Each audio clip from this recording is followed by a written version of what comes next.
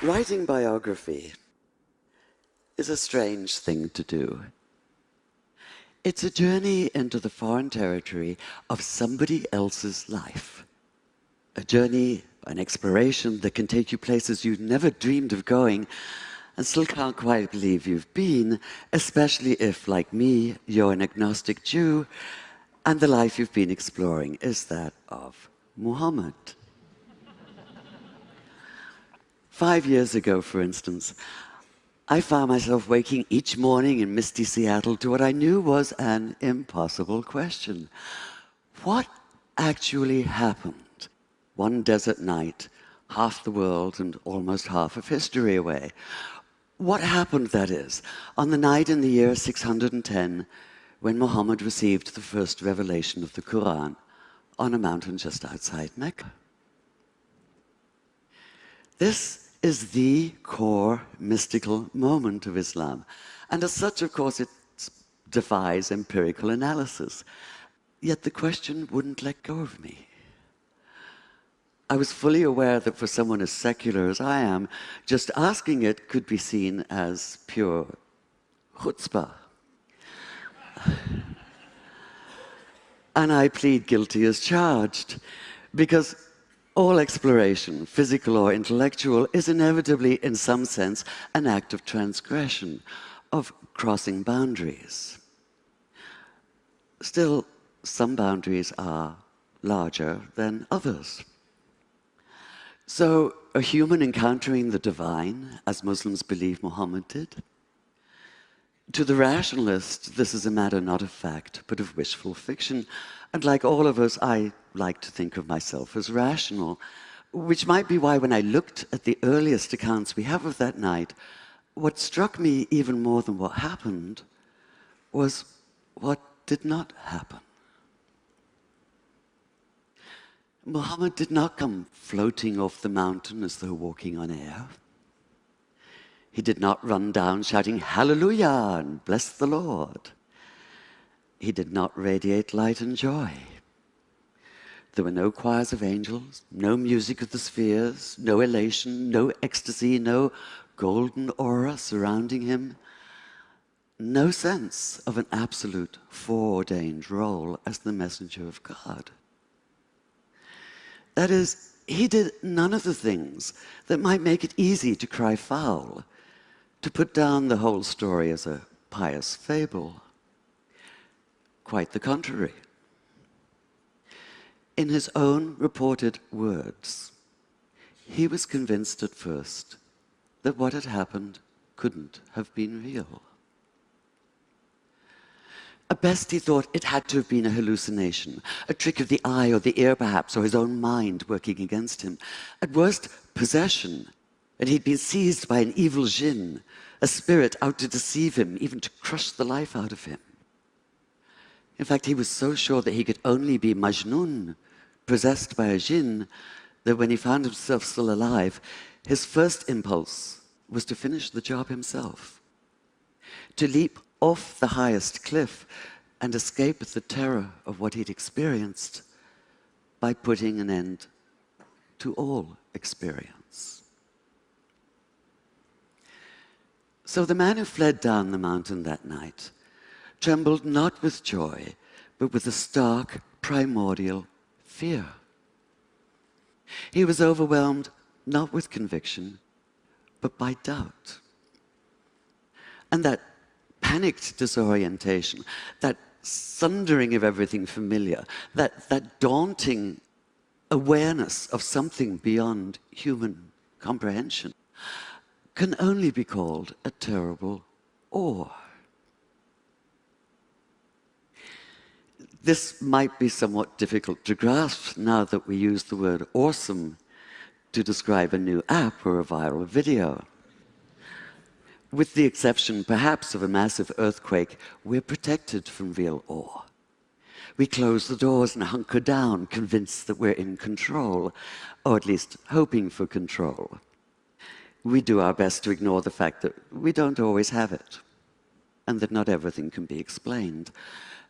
Yet whether you're a rationalist or a mystic, whether you think the words Muhammad heard that night came from inside himself or from outside, what's clear is that he did experience them, and that he did so with a force that would shatter his sense of himself and his world, and transform this otherwise modest man into a radical advocate for social and economic justice. Fear was the only sane response, the only human response.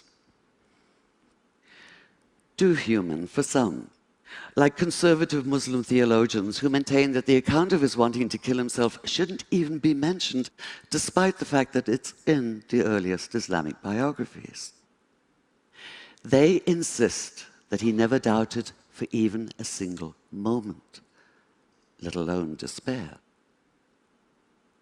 Demanding perfection, they refuse to tolerate human imperfection. Yet what exactly is imperfect about doubt? As I read those early accounts, I realized it was precisely Muhammad's doubt that brought him alive for me, that allowed me to begin to see him in full, to accord him the integrity of reality. And the more I thought about it, the more it made sense that he doubted, because doubt is essential to faith. If this seems a startling idea at first, consider that doubt, as Graham Greene once put it, is the heart of the matter. Abolish all doubt, and what's left is not faith, but absolute, heartless conviction.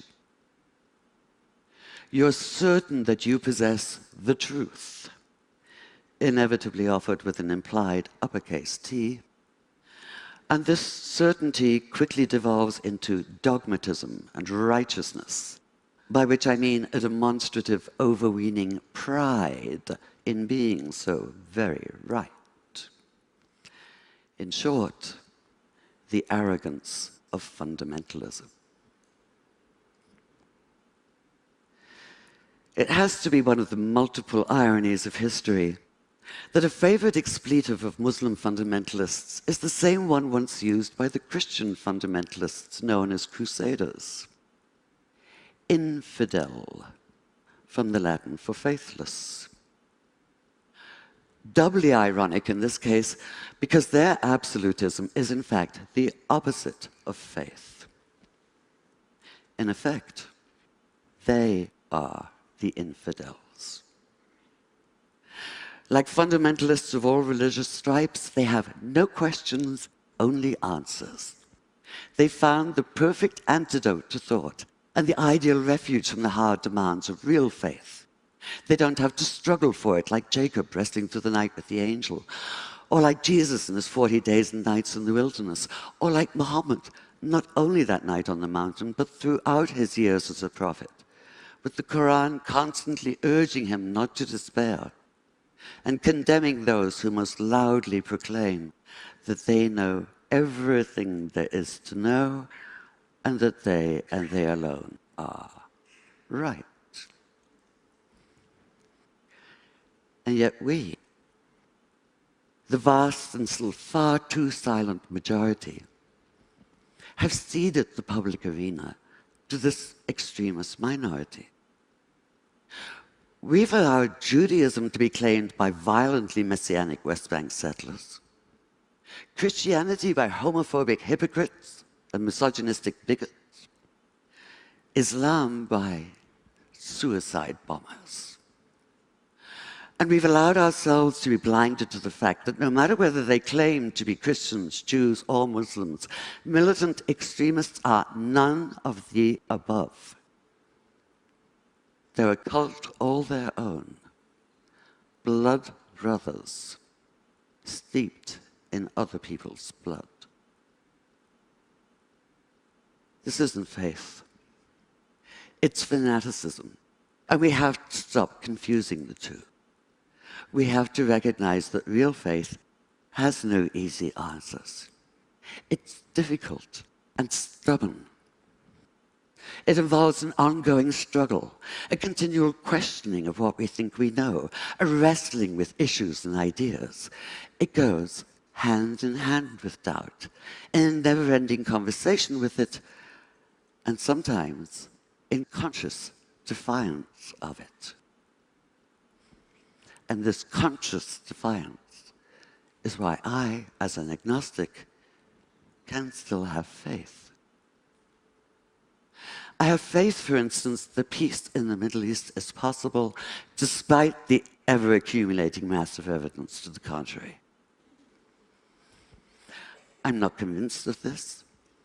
I can hardly say I believe it. I can only have faith in it, commit myself, that is, to the idea of it. And I do this precisely because of the temptation to throw up my hands in resignation and retreat into silence. Because despair is self-fulfilling. If we call something impossible, we act in such a way that we make it so. And I, for one, refuse to live that way.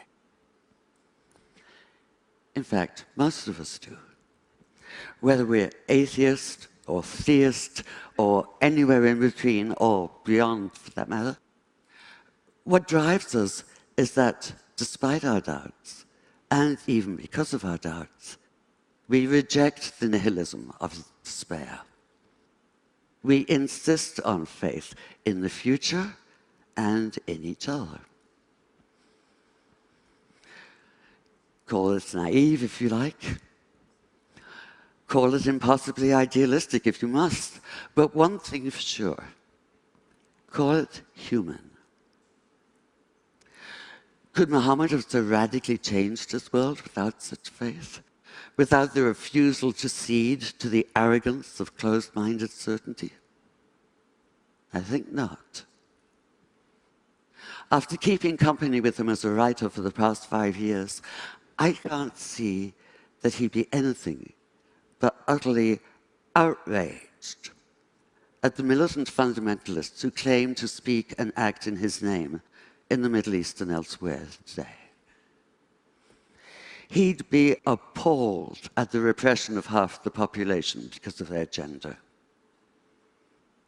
He'd be torn apart by the bitter divisiveness of sectarianism. He'd call out terrorism for what it is, not only criminal, but an obscene travesty of everything he believed in and struggled for. He'd say what the Quran says: anyone who takes the life of all humanity. Anyone who saves the life of all humanity. And he'd commit himself fully to the hard and thorny process of making peace. Thank you.